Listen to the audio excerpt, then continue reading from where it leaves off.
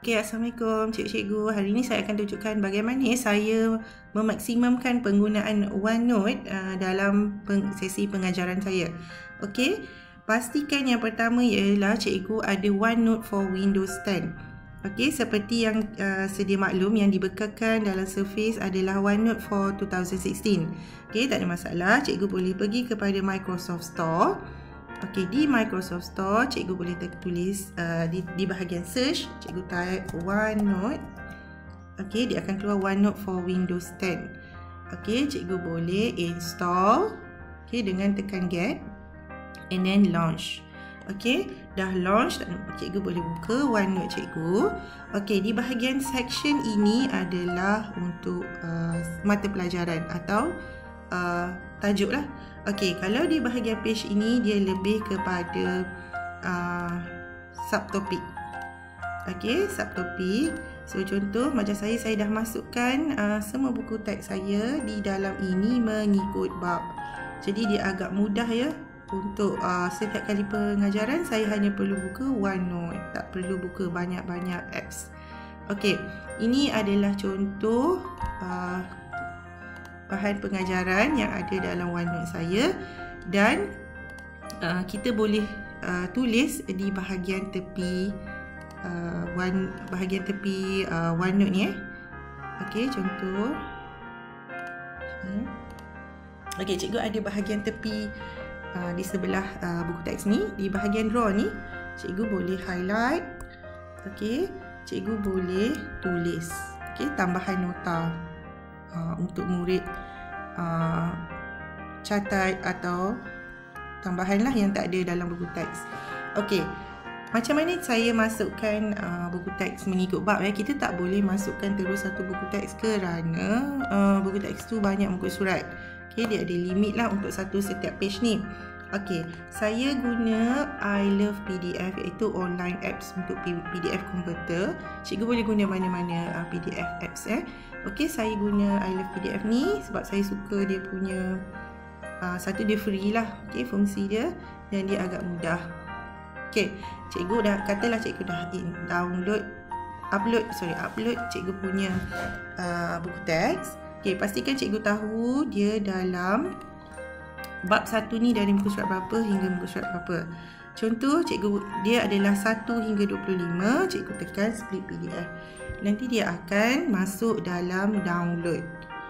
Okey, pada OneNote cikgu, okey, di bahagian mana yang cikgu nak uploadkan cikgu punya bahan. Okey, contoh saya tulis di sini iaitu panduan PPD. Okey, ini beza dengan 2016. Kalau 2016 di bahagian insert ni dia ada PDF sahaja. Okey, kalau di Windows 10 dia ada print out. Print out ni dia masukkan siap-siap dokumen kita. Okey. Okey, jadi cikgu tunggu sekejap untuk dia masukkan. Okey, bergantung kepada internet lah ini, sebab OneNote memang menggunakan internet. Tapi cikgu jangan risau ya, apabila dalam kelas semua bahan yang telah dimasukkan di dalam OneNote ni tak perlu internet connection untuk cikgu buka. Okey, contoh ini bahan saya. Okey, saya dah masukkan. Okey, dan kita seperti biasa kita boleh tulis. Okey, kita boleh content, kita boleh tambah nota. Okey, catatan. Okey. Untuk mata pelajaran matematik, saya memang memerlukan kertas graf. Okey, sebab kita nak mudahkan murid nampak seperti mana paparan di buku latihan mereka. Okey. So dekat sini, dekat setting view, cikgu boleh tukar macam mana cikgu nak paparan slide cikgu ni. Okey, contoh macam ni, iaitu satu garis panjang ni. Okey, dia ada beza, dia punya jarak. Okay, ini sangat penting untuk murid sekolah rendah lah, untuk yang baru nak mengenal huruf, cara menulis. Okey, untuk matematik kita ada kotak seperti dalam buku latihan, dan beberapa pilihan lah kotak yang lebih besar.